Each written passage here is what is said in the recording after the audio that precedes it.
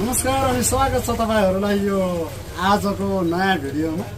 म एउटा मोबाइल दोकानबाट तपाईहरुमा आज उपस्थित भएको छु। यो मोबाइल दोकान अरु कसैको नभएर हाम्रो आफ्नै हो र यो दोकानमा अहिले मेरो भाइ बसेको छ।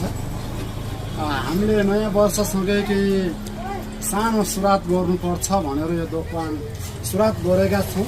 योभन्दा पहिला पनि थियो तर त्यस्तै यताउताको कारणले गर्दाखेरि फेरि एकचोटि बन्द भएको थियो, अर्का ठाउँ थियो।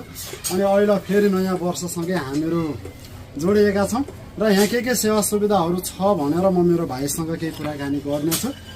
बाबु स्वागत छ। अनि यो नयाँ पसल खोलेकोमा हार्दिक बधाई पनि छ मेरो भाइलाई।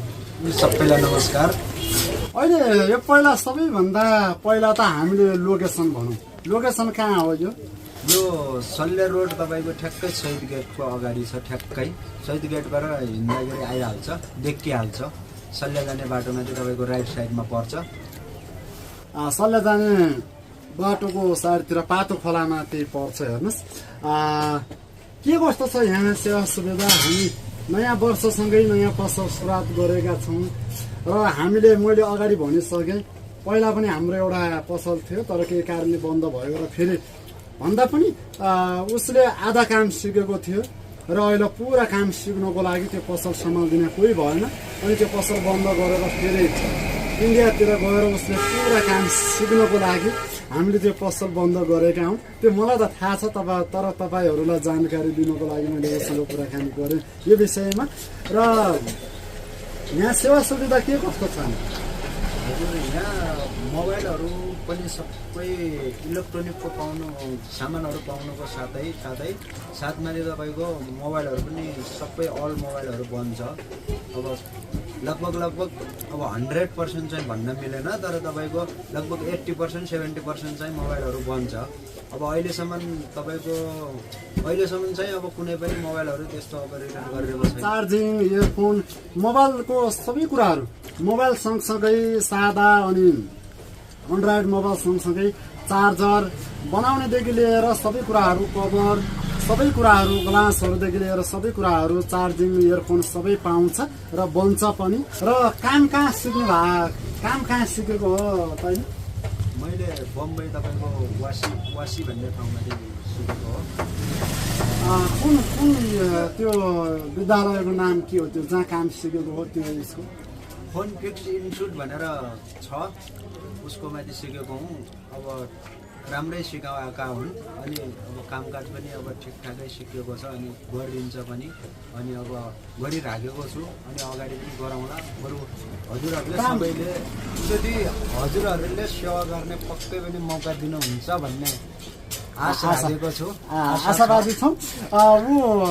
म चाहिँ अलिकति तपाईँहरू माझमा जोडिराखेको कारणले गर्दा बोल्न त्यति समस्या हुँदैन। ऊ पहिलोचोटि क्यामेरा फेस गर्दैछ र अलि त गाह्रो भइरहेछ, बोल्न नै डकमकाइरहेको छ।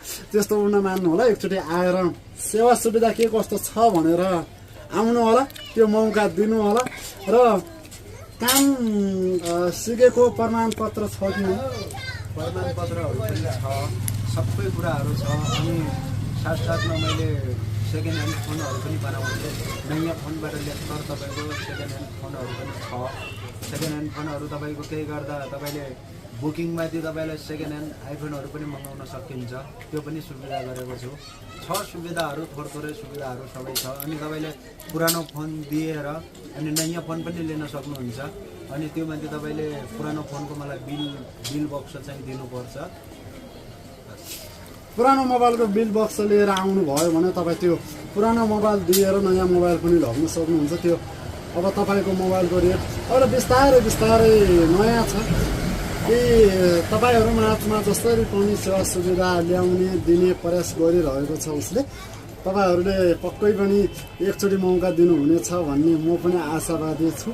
र बिस्तारै हामीहरू होम डेलिभरी हरेक कुराको तपाईँहरूलाई कसरी हुन्छ सेवा सुविधा दिने प्रयास गर्नेछौँ।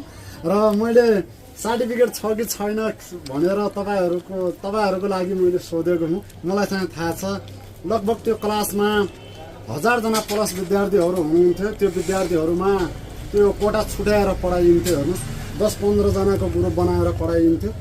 सबै विद्यार्थीहरूमा राम्रै अङ्क लिएर कति 4औं 5औं नम्बरमा पास भएको हो, राम्रो मार्क्स आएको छ र राम्रो छ। मोबाइल पनि अहिले पारी बजारतिरको भन्दा यतातिर सस्तोले बन्छ भनेर धेरैजनाले पनि भन्नुभएको छ।